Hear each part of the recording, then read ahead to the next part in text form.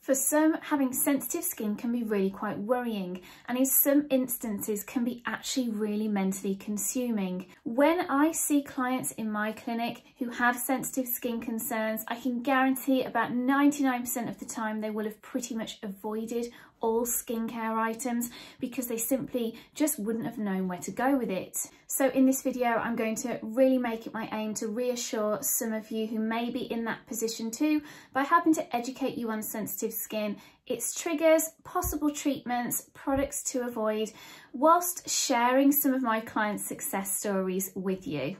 Because by understanding your sensitive skin, knowing how to manage it, and actually knowing how to strengthen it will hopefully help you and give you the confidence to know that you shouldn't let it consume you any longer.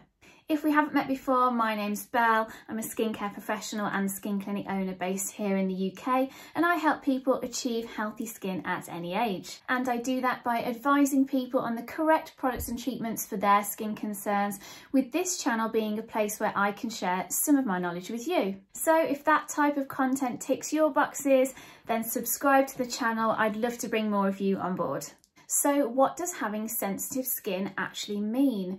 Well, it's important to know that sensitive skin is actually developed over time and can be caused by a few possible triggers. With possible triggers being things like skin diseases, skin conditions, skin reactions, skin intolerances, anxiety, stress levels, and excessive sun exposure.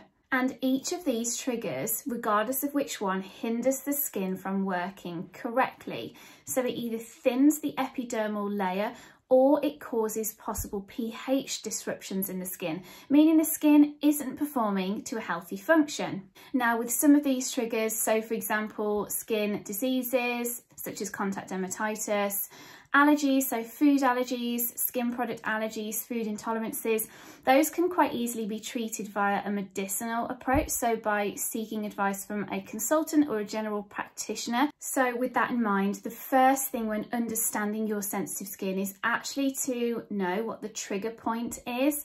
And like I say, if this can be treated via a medicinal approach, then you might find that the problem pretty much goes away.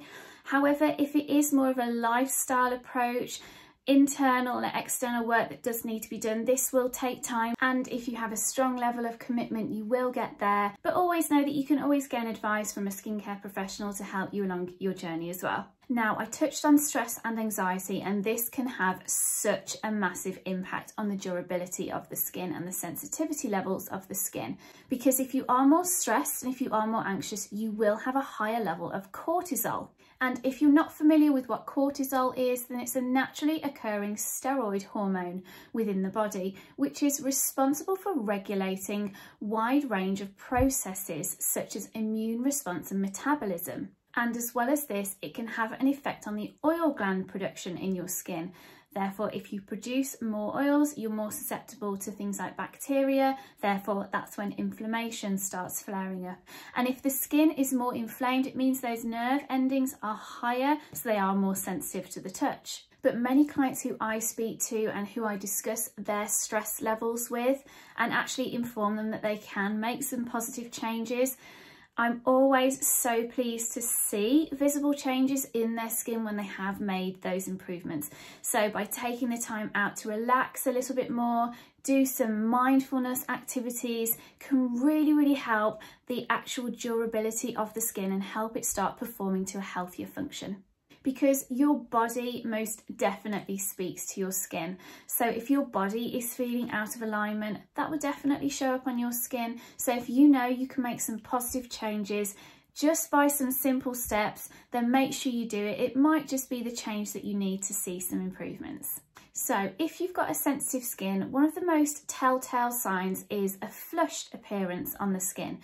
And this relates to this skin barrier. So if your skin is showing more of the blood capillaries through it, so the reddening appearance, then this means the epidermal layer is thinning. And what this is called a compromised skin barrier.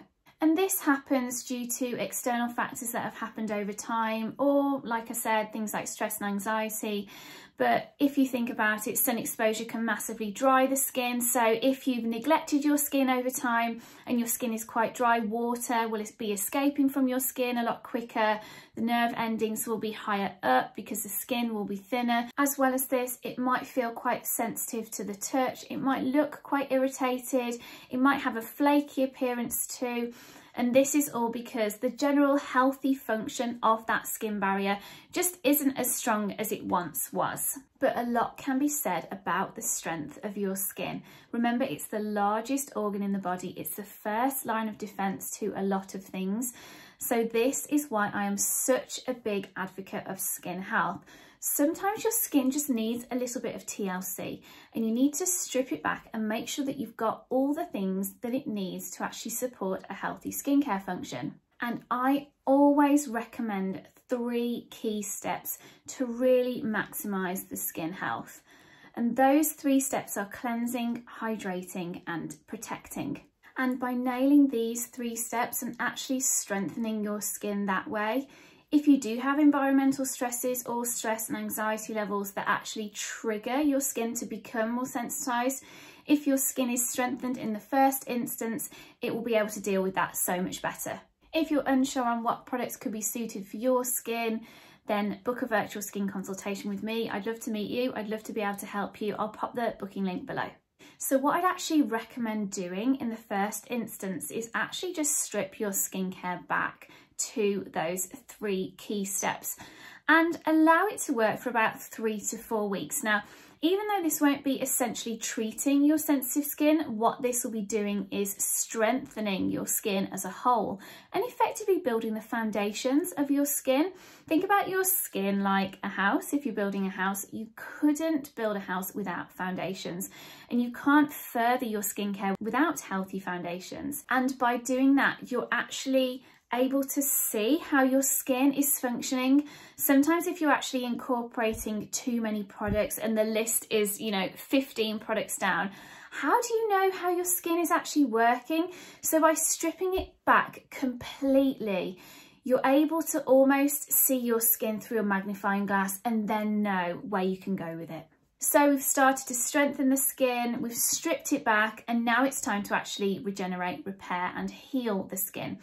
Now, in my experience, there's a few active ingredients that are my absolute go-tos. One of them being stem cells in the right potency. I work with stem cells a lot with clients who have sensitive skin because at the right potency, stem cells have the power to repair skin. Imagine them like building blocks in your skin. They have reparative agents that actually mimic and help to regrow and rejuvenate skin cells. I'm going to throw in a photo of one of my clients now on the screen. So what I did with this client was actually strip it back to the key 3, so cleansing, hydrating and protecting. And I actually incorporated some stem cells into her skincare routine as well by the DermaQuest brand. And this was results within about 3 to 4 weeks. You can actually see a real visible reduction in the redness and an actual real visible strength of her skin. And I actually saw her last week and her skin looked so much better as well. And she was so pleased with the results. As well as stem cells, and for those skins that need a little bit more healing, my go-to other active is copper oxide or a good level of L-ascorbic acid. Copper oxide especially is such a good healant. I have really high success rate with the DermaQuest Delicate Soothing Serum. I'm going to throw up a photo here of a client result before and after using the Delicate Soothing Serum. And also products that contain argan, jojoba oils in the right consistency can be really beneficial too. Now, obviously I'm only discussing a few active ingredient recommendations here. If I discussed everything that could be good for a sensitive skin, believe me, we'd be here all year. But remember, if you would like specific guidance, then don't hesitate to get in touch with me directly. So as well as talking about some recommendations that you can use on your skin to help strengthen, heal and repair, let's talk about some things and ingredients that you really need to avoid if you have sensitive skin. And to help guide you in this, just think and remember, if your skin is of a sensitive state, then it won't be able to absorb and actually deal with cellular changes and structural changes as a normal skin would. So I would definitely recommend to avoid most active acids. So definitely as a rule, I'd say avoid salicylic acid, avoid glycolic acid. Fruit acids and lactic acids will actually be okay. I tend to use these when I'm treating a sensitive skin. Also things like retinoids, granular exfoliants won't be really good for a sensitive skin when it's in that state, and I would tend to always avoid fragrance products too. In terms of treatment options, there are definitely treatment options to help if you have a sensitive skin. My go-to treatment options that I tend to recommend to clients are lactic acid resurfacers, stem cell treatment, so whether that's with mesotherapy or signature facials, LED light therapy, and then once the skin has strengthened, microneedling can also be really, really good to helping to further strengthen the skin. I'm going to throw another photo in now on the screen of one of my clients who actually received LED light therapy on its own. She actually came in with a really compromised skin barrier. I felt so awful for her. But after a few sessions of LED light therapy, the blue light especially, we were really able to build the strength up in her skin. We got her on some home care, so the key 3, as well as some healing agents, some reparative agents, and of course a sunscreen. And these results were achieved within about a few months. So we were so pleased for this client. As with any of my videos that I post, just remember that even though they might be specific to you watching, it's always best to get guidance before you make any decision with your skincare. So with that said, and I'll mention it again, I would love to meet some of you at a virtual skin consultation. The booking link is in the description box below. If you'd like to visit me in my clinic, I am based in the West Midlands, so that can also be arranged. I have had a few clients who have done that. But most importantly, I really do hope that you took something away from this video. Leave a comment in the section below. If you've had a positive experience with treating your sensitive skin, I'd love to know what you use. I'd love to know what worked for you. Stay tuned for the video next week that I'll be posting, which will be such a fun one. I'm so excited. I'm actually going to be showcasing a home DIY lactic acid skin peel. I've actually done this before on my skin and oh my god, the results were insane. So I cannot wait to share it with you.